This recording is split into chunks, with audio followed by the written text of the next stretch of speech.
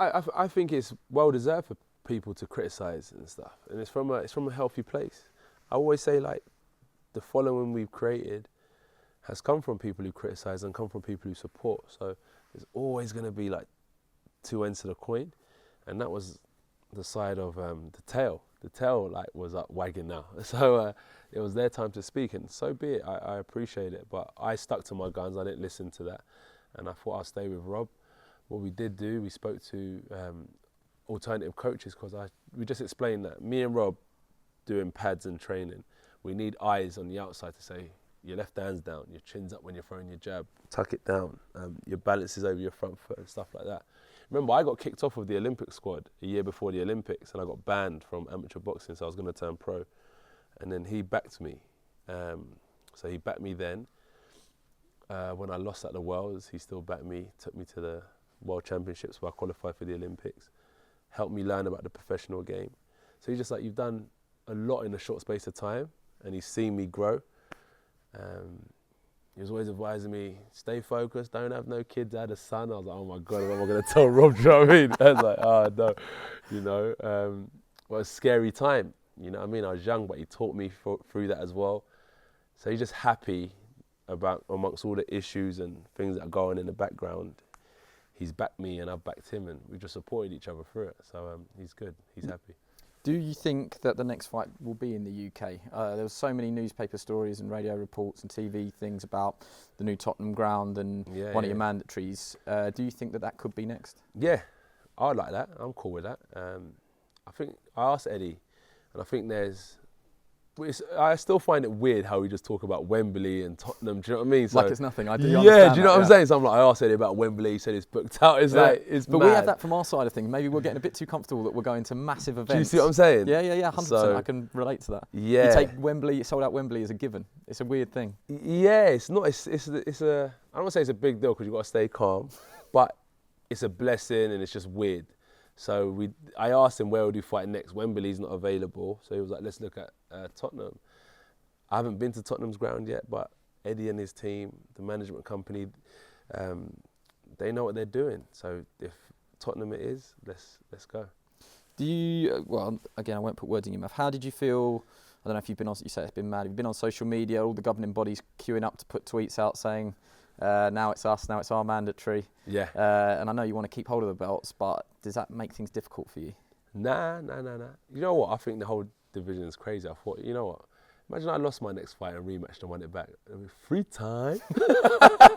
How crazy would that be? When you work so hard to get the belts, so it seems frustrating that you might have to give one up. Cool. I always said the belts don't represent me. If you look back, I've always said that. I'll stand as a champion even if I have to give away a belt. And it adds more to the division as well. And that just gives me an opportunity to face another world champion. I've beaten 4 world champions on my record now. And it will just give me a chance to beat another world champion. So if I was to give up a belt, I think it creates for more history, for more entertainment in the division. And I'll definitely, if I had to, I'll give it away, but I'll get it back again. I suppose if everybody got round the table and we lived in an ideal world, the big Grand Slam unification could be made now because there's 2 champions again. Yeah. Would you regret that slipping from either your side or his side if you didn't make it now? So you know me, one hand of it makes me feel like I say, I don't want to talk about it because we spoke about it so much and I feel like I'm just repeating myself time and time again. But the other hand says, yeah, it would. Like, I'll face anyone. But I just think I've just come to grips to understand that he's in America with PBC, I'm in England with Sky. And I think there's an American broadcaster with DAZN. So I think that the 3 big players in this triangle just need to make it work, pretty much. That's what I think. Probably could fight Wilder. Probably could be made if it was just the 2 fighters sat in a room. I can't go. What am I going to do? Go to Sky and be like, listen, I've just negotiated a deal, right? What are we going to do? Do you know what I'm saying? Me and Wilder, we would agree to fight. That's what I mean. If it was just the 2 fighters, you'd probably get down to business. We've agreed to fight subconsciously, without even mentioning it. I will fight Wilder, and he will say the same thing. So it's just down to the triangles, the big players, to make this a reality. Just a couple of other fighters while I've got you here. Yeah. I wasn't going to ask you about Fury, but you stuck with your trainer. He's decided to make a change and go with Sugar Hill from the old Kronk setup. Does that surprise you at all? Because Ben Davidson got a lot of credit for the man that pulled Tyson from the darkness? Same situation. You've got to take all the good, and sometimes there's a bit of bad that comes with it, you know. So now people will be asking questions. But Tyson and Ben, probably still friends, have an understanding. And as a fighter, first and foremost, it doesn't matter about anyone else, especially me one day if I'm a trainer, it's not about me. That kid that's going into fight and put his life on the line, Fury has to do what's right for him. If he feels this is what he needs for victory, Tyson Fury's success is Ben Davison's success. So if Tyson Fury feels that it's right for him at the minute, he has to trust his instinct and follow it, because it's only going to be him that. I was watching a fight, and the reason why even like I have to make certain decisions now and trust my instinct is because I was watching a Lennox fight, I think, and even though he had Emmanuel Stewart in his corner and this person in his corner, they said, and introducing Lennox Lewis. And if they say Lennox, they don't say the team and who's here and who's there. Tyson Fury has to do what's right for Tyson Fury, because it's only his name that they mention when they announce him as the winner or the loser. 2020 is going to be a big year for you, but it's also going to be a huge year for two people that I think are under AJ Boxing management, but you mentor. 258 management. 258 management. 258, get that in there. Write that down. 258 management, which is firstly we start with Lawrence Okolie, who should fight for world title. Cruiserweight world title. What advice will you impart on him? The people gave you going into your first world title. I got a book full of advice for Lawrence. These days leading up to the fight is what will win him the fight. Right now. Not the training camp, but right now will win him the fight. But I've got a whole book full of experiences that I'm going to give to him, and he'll win that fight 100%. Lawrence is a bad boy fight, you know. Like in the space of time he's been doing and what he's achieved, he can fight.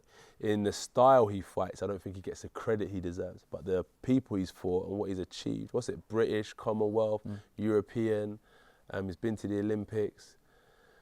I think he's been fighting for about 5 years. He's done a lot. But he's going to definitely develop. And like me and him, I think we're just a long-term fighters that don't worry about today. Look at us 5 years down the line. Then you'll see the best of us. So he's still developing but achieving so much. So who knows how big his legacy will be in the cruiserweight, potentially heavyweight division. And Joshua Buatsi, why he hasn't got a fight publicised at the moment, you would think that he'll be very close to or fighting for a world title as well in the next 12 months. Even against Anthony Yard, it's a big fight. Would you like that? As a fan, 100% I'd like that. You know, you've got the lion in Yard and you've got the wolf, the lone wolf in Buatsi. It's the meat of the jungle, you know. I think it's two wild animals coming together to slug it out. One's an Olympian, one's East London born bred fighter from the Peacock Gym. Like, so different. It's kind of like me and Dylan. I was the Olympian, went down that route. Dylan was South London, bred fighter, rough, and same contrast. And it made a great fight. So I believe in Buatsi. I know he's very talented, but he just had to step his game up because Yard went to the world level against Kovalev. He got beat, but that experience does something to you anyway, providing you don't lose the hunger. So providing Buatsi, you know, if he goes for a world title, congratulations. But if he doesn't, he's still got a big fight for the British public in Yard. He's a little bit like you, that in terms of very respectful, not much trash talking. But with Buatsi, there's a phrase, isn't there? Don't mistake kindness for a weakness. He's so humble and respectful, but as soon as that bell goes, he seems to be the choir boy's long gone. Is that the rap battle? The rap battle artist comes out. Is that the Joshua Buatsi that you know? I only know. Remember, we're not in the same division, so I haven't got no beef with Buatsi. So I don't know Buatsi for the hard-headed fighter, but I know Buatsi for the man he is, and he gives me advice as well. For like before my fights, he reaches out to me. He's so funny. Like, you know, when I was like, it was a punch from the gods. He was like, listen, bro, don't be praying to no gods. There's only one God. Just pray to God. Don't be praying to the God of war, the God of this. And he's just funny. Like, he keeps me in check as well. And he's a very humble, respectful character. And I think with Buatsi, why he'll do great things in boxing, because his belief in God, like, he has a reason, and his reason's bigger than boxing. So what I believe is that through boxing, he'll use his platform to go on and do great things after. So he has to, someone like that who has a purpose has to do good things in the sport, because he has a calling to do great things in life. So I think Buatsi, that rugged edge is only to fulfill his destiny and purpose, and he has to do it through fighting. Usyk and Chisora were both ringside watching your fight, and I sparred Chisora recently as well. Yes, yeah. He was walking with a cane. You didn't hit him in the toe or something. He actually walked into the gym with that cane. I was thinking, how's he going to spar me? It just must have been an accessory. What do you think about him fighting Usyk? If we're talking about the Chisora that turned up, I was at a fight with Dylan and Chisora, the 2 fights actually, and that Chisora will give Usyk problems. And I watched the David Price and Chisora fight, and I thought, what? Why isn't Price doing this? And why isn't he controlling Chisora? When I spar Chisora, the guy's strong, you know. He's not a joke. And I give Dylan credit for dealing with him twice for 12 and 11 rounds, I think it is. To control Chisora for 12 and 11 rounds takes some doing, you know. So for Usyk, who's a cruiserweight, yeah, the feet and the movement. I was big enough to do that to Ruiz. You know, you can feel that power. And he knew, hang on a minute, if I do walk in without thinking about it, I might catch something. When you're dealing with someone who you're not worried about their power, i.e. Chisora may not be worried about Usyk's power, Usyk may run into a few problems. But then again, Usyk is one of the best fighters this world's ever seen in this generation. So it puts it up in the air for a 50-50 fight, and that's what Sky produce, isn't it? 50-50 fights, right? And that's what people want to see. So it's a good one for the cards, I think.